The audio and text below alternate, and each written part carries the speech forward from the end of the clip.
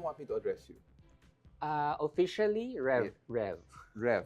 Rev. For Reverend. Yeah. Reverend. And then why? Because I've people do call you Father or Father Joseph. Mm-mm. Why is In it a more specific? casual setting, informal setting, whether people call me Father, call me Reverend, call me Pastor, it's fine. Hmm. But officially, the title is Reverend or Rev Okay. for short. Yung Father kasi, it's more Catholic, Roman Catholic. Oo. No? So at least for official purposes, Yeah. I try not to use that. Okay. No? Just not to misrepresent myself. No? So Okay. I'm not a clergy or priest of the Catholic Church. Yes. No? I'm a clergy of the Metropolitan Community Churches. Okay. Open Table MCC. Open Table MCC yung local church namin. Okay.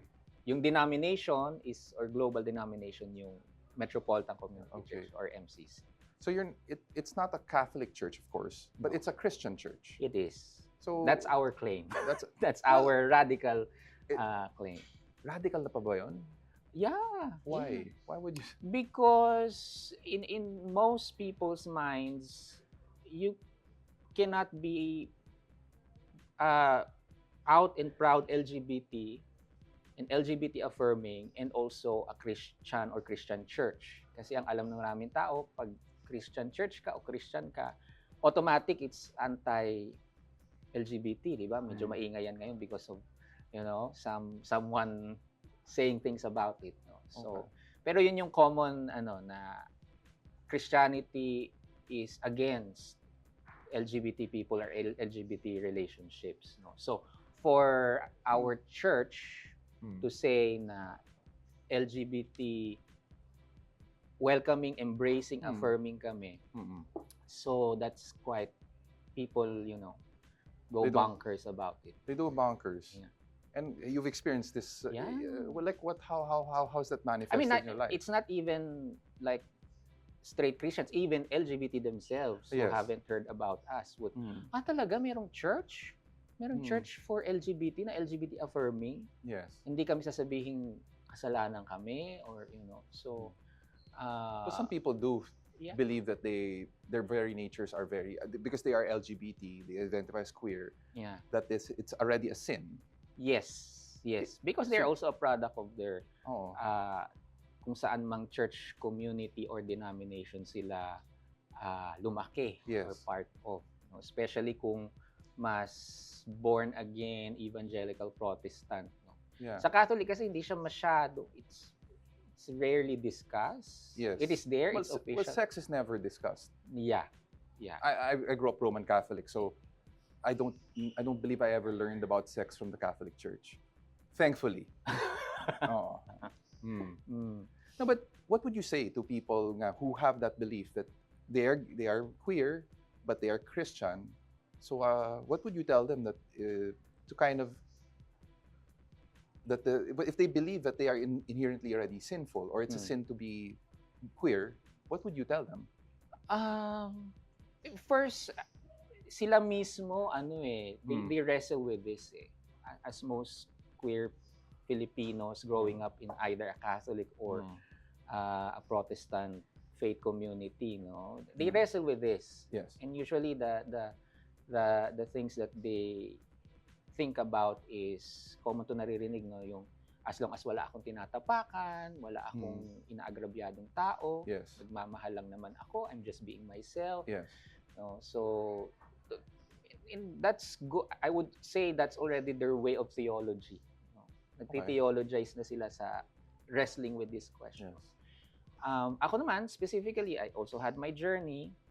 I studied about it, and I would say na there are so many things about Christianity theology that has not been the same across the centuries. In the same way na slavery was once justified and permitted, because it's allowed.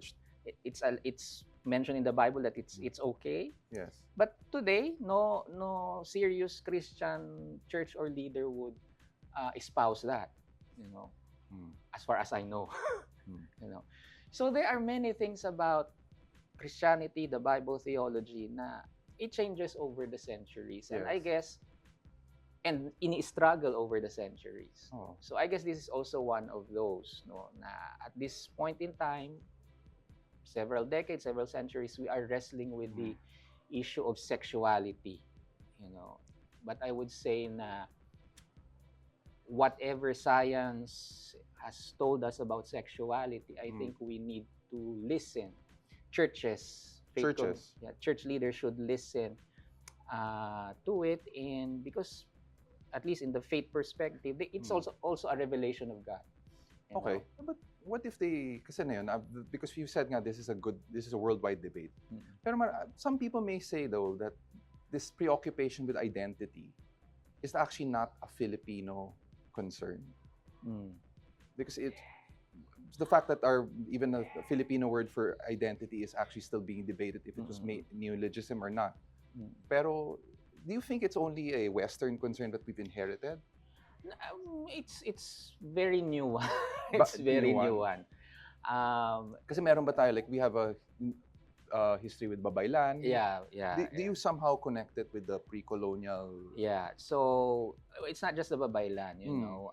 A lot of indigenous communities across the globe, and there are studies already about this, na indigenous communities, aboriginal communities have more than two genders, you know. Andun yung male and female, of course, but they have a way of explaining and celebrating, honoring diverse gender expressions, no, and sexualities. So could you give me an example of that? So for example, sa ating nga sa Pilipinas, we trace back some Babaylans are male who live to be female. Sa Teduray tribe, they actually have the Metafualay. Metafualay? Yeah. Kasi as Filipino? far as Philippines yan. So as far as I remember, one Filipino scholar, sa kanila kasi pag pinanganak yung bata, they do not ascribe immediately male or female to the child. They wait for the child to grow up and see if it is male, female, or Metafualay. Yung someone who is in between the male and female gender. And of course, in Canada, yung aboriginal communities doon, US, we have what they call the two-spirited. Yes. You know, so several different. Okay. And ikaw, yung own personal journey mo, were you always religious even as a Yes, I was also raised baptized and raised Roman Catholic. Okay. As early as grade 2, I remember having crushes. All-boys school ako eh. Okay. Catholic all-boys school. Hindi ko na lang pangalanan. And then, but very early ko rin na-reconcile yung sexuality ko and faith. No? I found in wala pa internet no, encyclopedia, no? Cosmological arguments for the existence of God. Yes.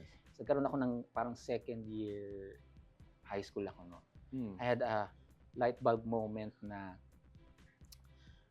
God is so big, bigger than the universe.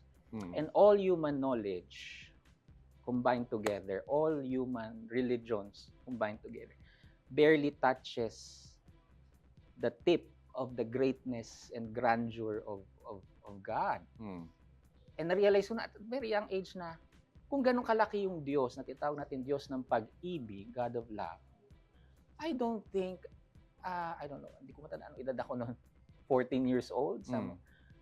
A 14-year-old boy having a crush or even sexual desire with another boy, I don't think ganun kakitid yung isip nung Diyos na sobrang laki, no? And that we are barely touching the edge of the greatness of God. But depends on what God are we talking about. Yes, depending. Well, at that time, of course, I mean, even now, as a Christian, as a professing Christian, so, a Christian Trinity God, is for me.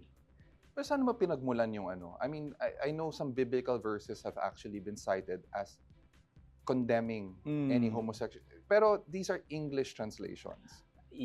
Yeah, So, mostly. saan mo pinagmulan yung, I guess, homophobia in biblical verse? This issue, I'm pretty sure you know this. Yeah. Well, there are about 6 or 7 biblical passages always used against Yeah. LGBT, no? Such as? Very famous Leviticus 18:20. Oo. Yung no man shall lie with another man, you know. And then, of course, Genesis 1, lalaki at babae lang ginawa ng Diyos, mga ganyan. Biblical scholars have already looked at this again for the last 50, 60 years. I cannot discuss all of those kasi ang dami, no? But is it a mistranslation? Some of it is a mistranslation, some of it is a misinterpretation. Okay. Like in Romans 1:26, yung sinabi ni Paul. Kinuha lang kasi yung one line noon. But if you read the entire chapter all the way to chapter 2, actually Paul was doing a rhetorical thing. He was not actually... What is the one cited? Ito yung when men and women gave up the natural desires for something unnatural. So, but ang ginagawa ni Paul doon was, he was listing certain behaviors or certain practices. He was actually talking to someone. He was debating someone in that letter. And then, in the beginning of chapter 2, and remember, letters do not have chapter and verses, no? Okay. Dire-diretso yan. And then he says, and who are you to judge when you yourself are doing much far worse things? Okay. So if you read the actual verses, the actual complete thing, he was not saying, this is wrong, this is... He was debating someone and saying, sino ka para humusga? Wala, Father. And isang hindi ka kasya sa post. So hindi talaga pwede. Pero, so dyan pinagmulan. Do you some think? of it. Some Yeah, of it. some of it, a lot of it. But in my study and journey also, we discovered that while religion, Christianity has a lot to say about it, tradition of interpretation, yung behind it is the patriarchal lens, the patriarchal male-dominated that's hindi lang pala siya sa Christianity. Okay. Kasi when we interacted with other people sa China, Taiwan, na hindi naman dominant Christian. Yes. Ang issue nila with LGBT is not about religion, but the traditional family na male, female, ano pa din, ganyan. So I realized, okay, so it's not simply religion. There is a dominant ideology expressed in different ways. One, expressed in Christianity, but can be expressed also in another different culture and religion. No? So may mas insidious pang doon, ideology behind it. Okay. But okay, so as you said earlier, even a lot of people in the LGBTQ plus community, Yes, yeah, don't know about Open Table MCC. But even the general public, kung kilala nila yung Open Table, it's because of that you also conduct weddings. Yes. Or you marriages rather. We can call it a wedding or a union. Okay. But not yet the word marriage kasi Not very legal term yun eh. Yun yung gusto ko tanong because yun nga, how is it that you would conduct that in a country that does not have same-sex unions? Is there a conflict there? Legally wala naman kasi it's a church ceremony. Okay. It's a church ceremony and guaranteed by the freedom of religion. So Open Table MCC conducts how do you call it? Weddings. Holy unions. Holy unions. That's the proper term. That's the proper term in a country na wala pang marriage law for LGBT couples. What do you think? Magkakaroon ba? Someday. I believe someday it will. But what do you think is the biggest challenge to that? Christian. Specifically born again Christian. Evangelical Christians. But yun nga, they say nga that in the Philippines, parang tanggap naman ang queer. In our everyday lives, it's something that is not an issue yata. Would you agree with that? There is difference between tolerance, because we Mm. are a very welcoming people culturally, di ba? Oo. We are known for our welcoming ang mga Pilipino. Mm.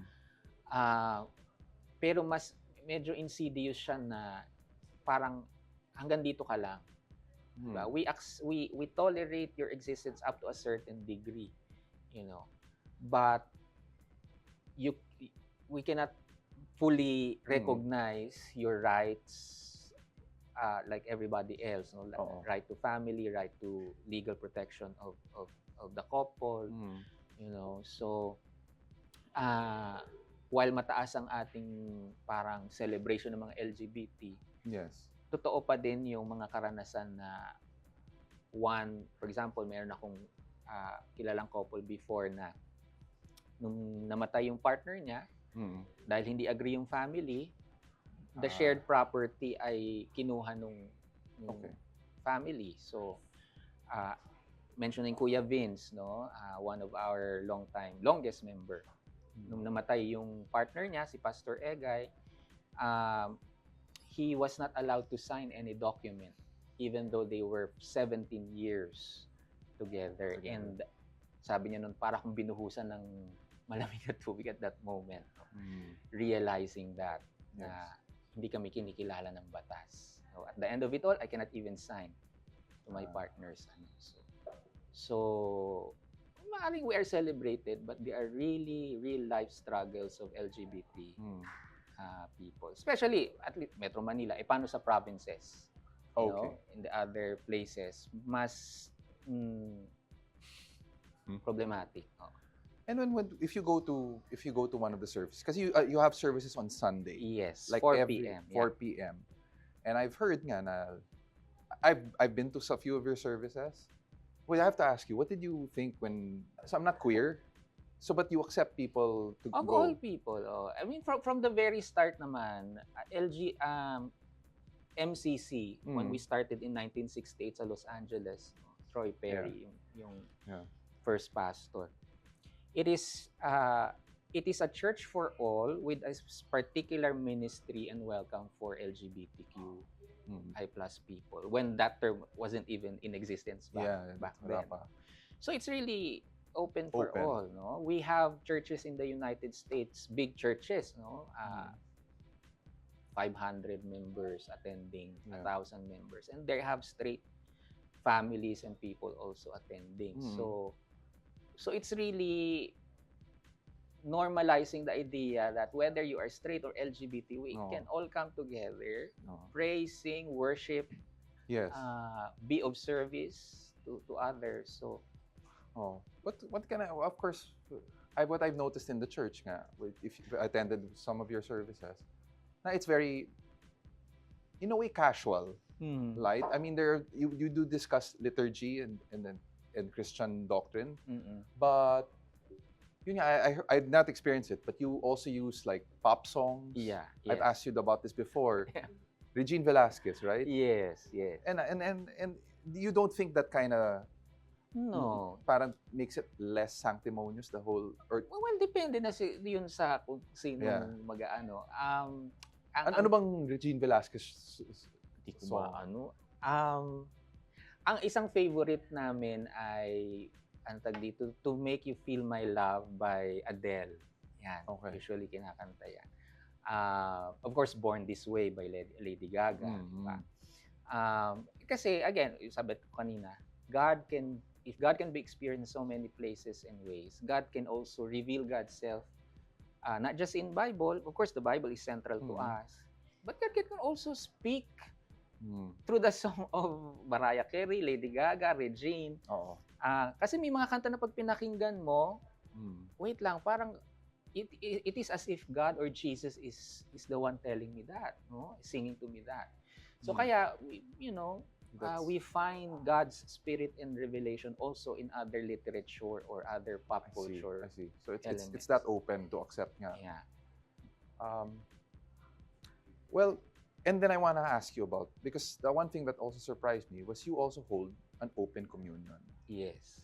So I actually don't receive communion in my own church because I have an inherent discomfort about partaking of another person's flesh. Yeah.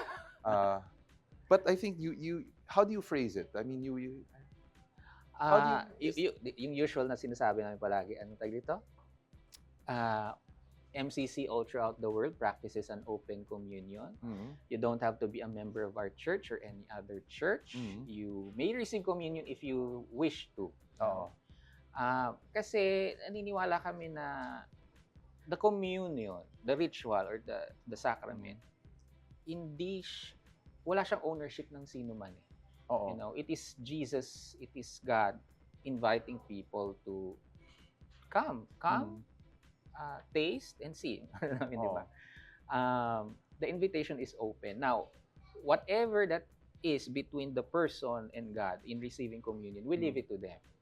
You know, kasi siyempre in other churches meron niya, hindi ka pwedeng mag-receive ng communion pag you are in a state of sin, or you cannot receive communion if you do not believe certain things. Ganyan. Or if kung kumain ka lang prior, an hour or an hour after, ganyan, di ba? Those things, it's between the person and God, you know. But the sacrament itself should be open always to anyone who wish to partake. And receive. Meron naman ng personal responsibility yung state of your soul and person. And however you believe this thing to be. Yes. So, but it is open to all. And it comes also from the history of LGBT people being rejected from churches and from from the communion, from that sacred act. What are the challenges na for Open Table MCC moving forward? Kasi sabi nga nila, mas tanggap na eh. Bakit pa I mean, some people might say, hindi na nga kailangan eh. Mas tanggap naman eh. Even the Catholic Church says that they accept. But for you, what is the main challenge for your community? It is still, there is a certain pagtanggap. But again, LGBT people live within families and communities. And most of them, hindi naman maiiwasang hindi Catholic or Christian, di ba?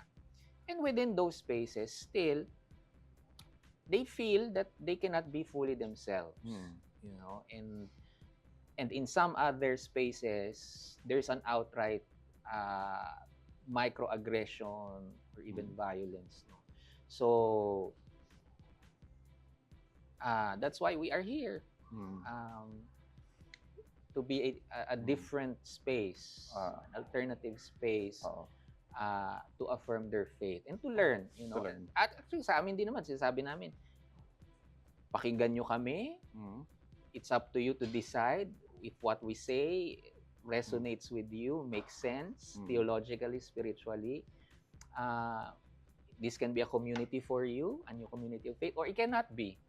That's also okay. But like the most saints, may crisis of faith talaga. That's part of the journey. Yes. So, I'm sure you why do you keep doing it? Because I'm sure it's not easy to head a queer affirming church in the Philippines. No. So, bakit? Sabi sa series na post, yung American series ng post, for as sure as the sun rises, there will always be young queer girls and boys who will come, who have been rejected, who have been thrown out from their houses or from their houses of worship, and we should be here as a space to cater to them when nowhere else they can go. Is there a difference between how you've experienced and seen God as a child to now as a grown person? Well, I could say that in my life journey, I experienced God several times, and looking back, I can say that God led me here. I always felt called to serve in this way, and then dahil maliit na church to, hindi tulad ng Catholic Church or other big churches na may support or what. So, when I entered seminary to become a pastor, I told God two things. make sure that my family is okay and healthy, provide for me sa seminary and my journey. I don't know how, I don't know if all these things make sense. So I took the leap of faith. At yun pa, when I started, there was a time when I said, I want to forget about God and the calling to serve. Okay. You know? I just wanted to graduate from college, have the gay life, find a partner. If I don't have a partner, I'll be good in my career, which was actually communication. But then I served, found MCC, entered seminary, and now everything that I said I will forget so that I can pursue the gay life. But I had to let go of the gay life, enter seminary.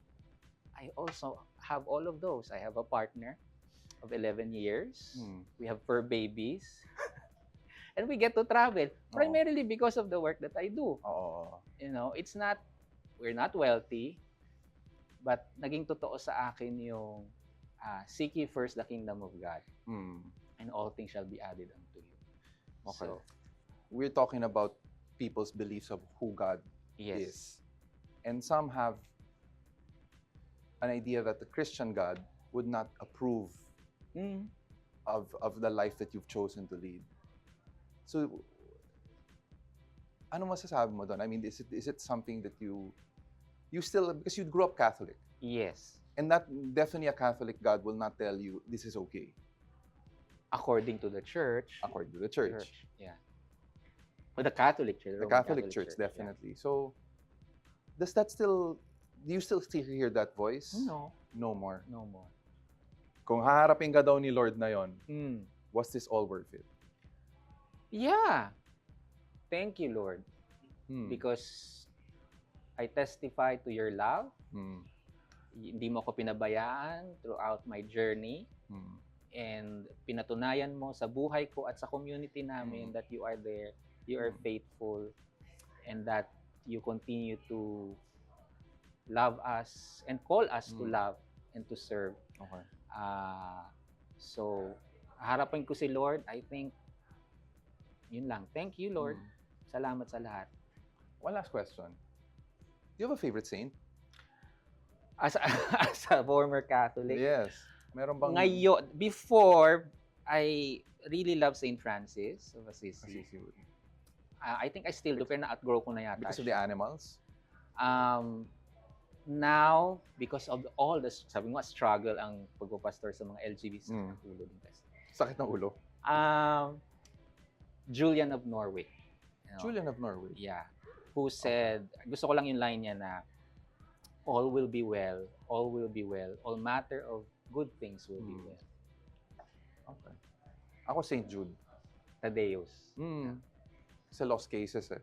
Yeah. At may batuta siya.